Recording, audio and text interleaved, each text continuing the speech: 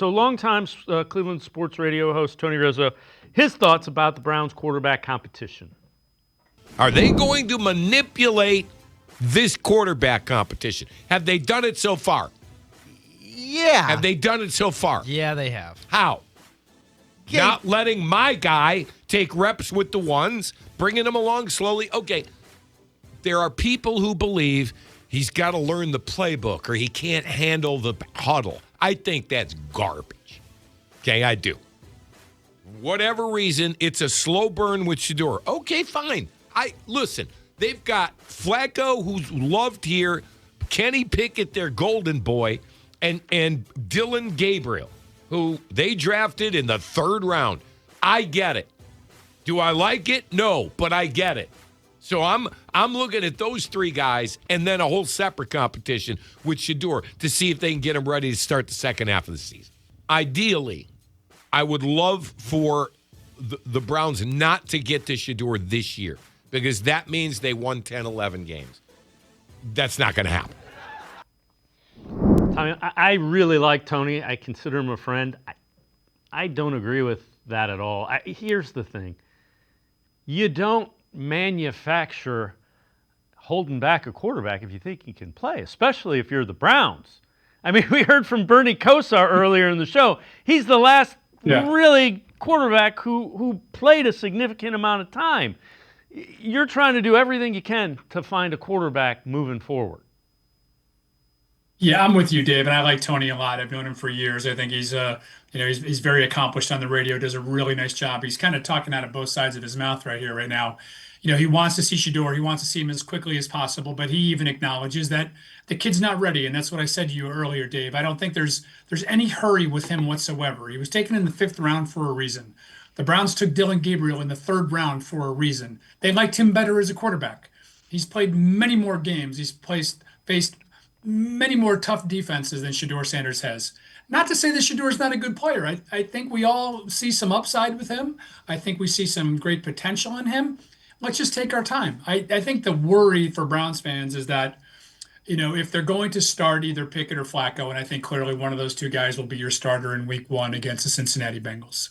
I think the worry is that if you ride with one of them for 6, 7, 8 games, however long it takes, and God, knock on wood, the injury thing, you got to try to avoid that as best you can. So you're not rushing one of these kids out there before they're ready. But I think the worry that Browns fans have is, are they going to devote enough time this year to seeing whether or not Sanders or Gabriel is the guy going forward before you get to the draft next year? And when you have 2 first-round picks and all that comes with that, we've already heard all the, the rumors and the rumblings about Arch Manning and whether or not Jimmy Haslam has already kind of, penciled him into that spot. So we'll see. But again, I can understand why fans are lacking patience in this.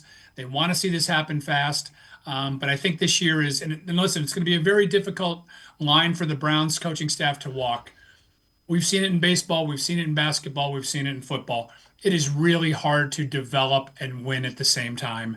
And obviously, and I've said this to you before, Dave, on this spot, this was better than a 3-14 roster last year. Things snowballed in a bad way for them. They got bad quarterback play, injuries mounted, ball didn't bounce their way. A lot of things contributed to them finishing up where they did last year. I think it's a better team than a 3-14 team. I think it had potential to be a 500 or so team last year. I kind of feel the same way this year if everything shakes out the right way. And obviously, you've already had a couple of hurdles to overcome, with the running back situation, with the linebacking situation. You got to hope that there's no more injuries ahead, at least not to key players. But as far as the quarterback room is concerned, you've got 4 options. In Flacco and Pickett, you've got 2 proven players. You know what you got in those 2 guys. And I think best case scenario for the Browns is that either Flacco or Pickett starts the year, you go 6 or 7 games, and then you turn it over to which one of those rookies you feel is ready. And hey, you might even be able to play one or both of those guys in the same game. That's not far-fetched at all. Yeah, and here's the thing. I know fans go crazy with, we got to find out what we have in Gabriel and Sanders. That coaching staff is going to know before they ever hit the field. Hitting the field in a game is the final piece that will say, yeah, this is our guy, or he might be 2 or 3 on an NFL roster. It's not going to 180 degrees change everything. No, you're 100% right, Dave. And they've already got, they've already have some opinions, some strong opinions, made about both Sanders and Gabriel. In Gabriel, again, they like the way he processes. They like the way that he absorbed the playbook as quickly as he did. I think there's a reason he's out there before Shador, and that's not just because he's the third round pick against the fifth round pick. He was more ready to take on an NFL starting defense than Shador Sanders was. Case in point, that's the bottom line, and that's the way. And I don't care, fans can feel how they want to. This is the way the coaching staff feels, and that's all that really counts at the end of the day. So, again, I understand why people may not be very trustworthy, given what's happened with the quarterback situation here over the last 5, 10, 15, or as you mentioned, 35 years. It's been a long drought here, but you got to hope that, with 4 options, they're going to get it right this time. And if they don't get it right this year, you wait till next year. You take a guy again high, as I've talked to you about it as well, Dave. There's going to be other movement in other camps this summer. Somebody's going to get cut that you don't expect to have it happen. Somebody's going to go on the trade block that you don't expect to happen. Things move, especially at that position. So don't get locked in and don't get too crazy over the current situation because, as we all know, it could change in a matter of hours or days.